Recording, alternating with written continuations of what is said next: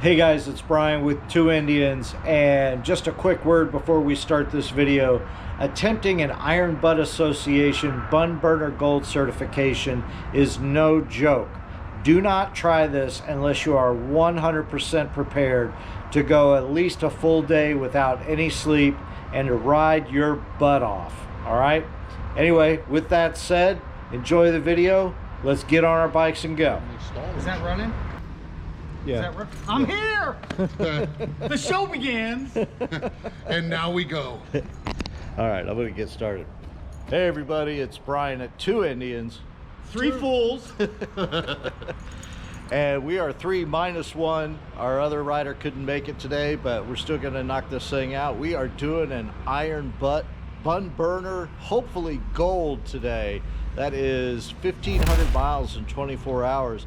And I got my buddy Joe. Introduce yourself. Joe, stupidity. And I got my buddy Ron here. Hey, what's going on? Bringing my Milwaukee Ace-powered Harley Davidson down to the track, sponsored by Shoei and Alpine Star Gloves. And we're going to do this Bun Burner Gold today, guys. Let's go. Awesome. Yes, awesome. man. Yeah. So we are going to fuel up and we are going to get on the road. We're going to head up to Daytona, down to Miami, across to Naples, back up to Live Oak, all the way out to Pensacola, back to Jacksonville, and back to Longwood, Florida. So And after we're done, we're going to say, what the hell were we thinking? that's right. All right, guys, let's do it. Let's go. Hey, all right, Brian and Barbara with Two Indians.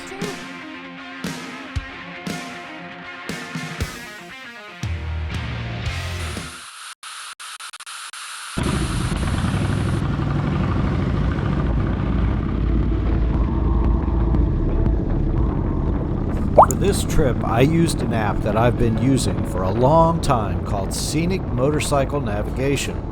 As you can see, I've created a lot of rides with it in the past, and the reason I use it is I can create as many waypoints or stops as I want. I can search for points of interest like fuel, restaurants, and rest stops, and if I want to, I can let it track and record my ride. I can also share the rides with others in a standard GPX format that Google will recognize. For an Iron Butt ride, you need to stop at all turns, which you can see I've created stops for them here, and I've also spaced out all of our fuel stops at roughly 150 miles, give or take, and that's based on our fuel tank sizes. Lastly, you can see here that the projected trip duration is 1,517 miles in 26 hours. We'll have to do something about that to beat our 24-hour goal. But I think we can do it.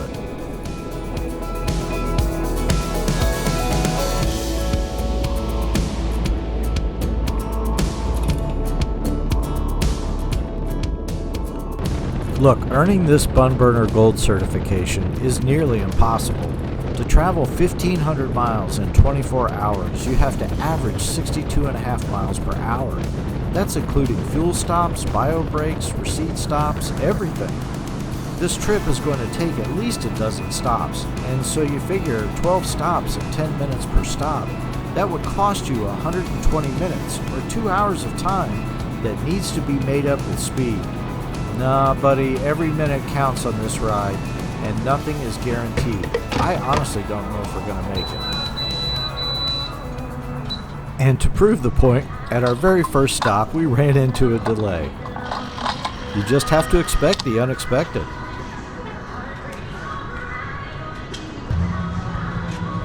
I'm out of receipt paper. I gotta go inside. What? I gotta go inside. It's out of paper. Yes, when you're doing an Iron Butt ride, you have to get a receipt at every turn and every fuel stop. It's part of the certification process. And if you're missing a receipt, no go, buddy, no certification. But once you get back on the road and start putting some miles behind you, you forget all about the troubles and you just start making up time.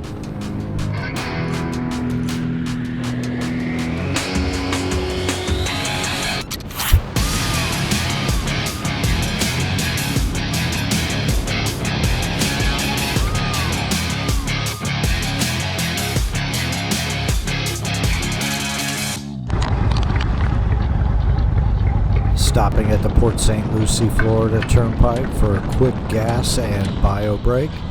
Snap a quick picture of the receipt, and we are back on the road.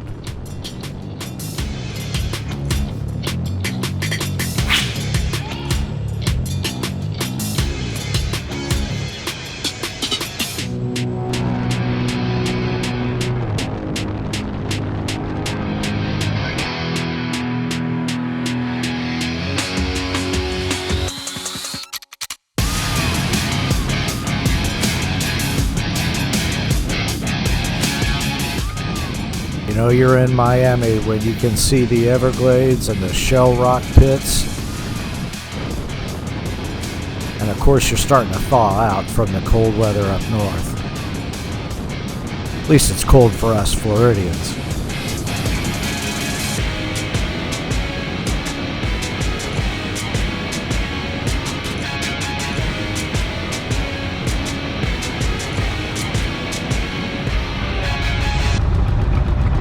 What are we doing? We gotta get gas back here or something. I gotta peel all this shit off. I'm so hot now. Yeah, right. So what happens next at this station is up for discussion, a little disagreement between the three of us. But suffice it to say, we could not pay at the pumps.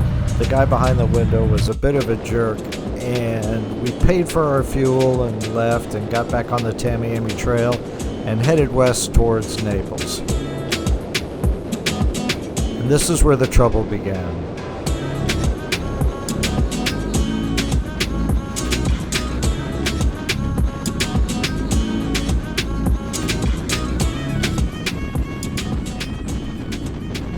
So there is nothing out here on the Tamiami Trail for the 100 miles from Miami to Naples.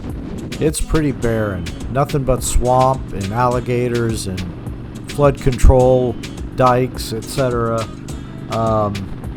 Gives you a lot of time to look around, but it is beautiful and you can take in the beauty.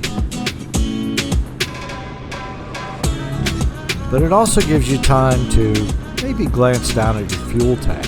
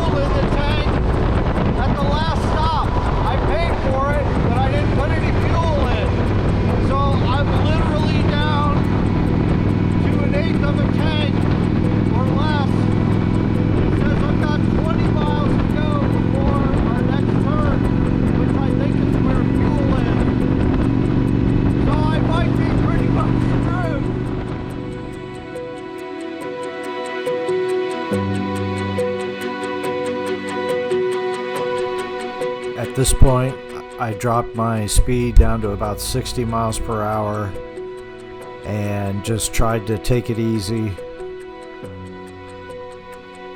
Try to make it to the next stop. I'm actually looking on both sides of the road to see if I could find some old boy pulled over with a John boat or something who might have a gallon of fuel in a tank or something. Anything at all. Because in reality, we're still about 30 miles or so away from a gas station.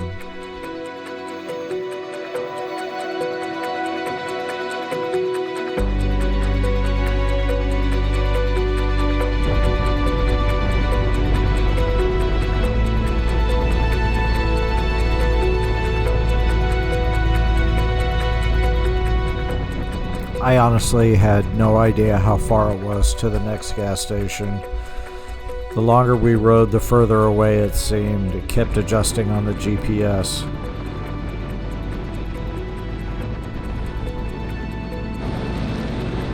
I was worried, but I knew that I could count on my friends and their support and understanding.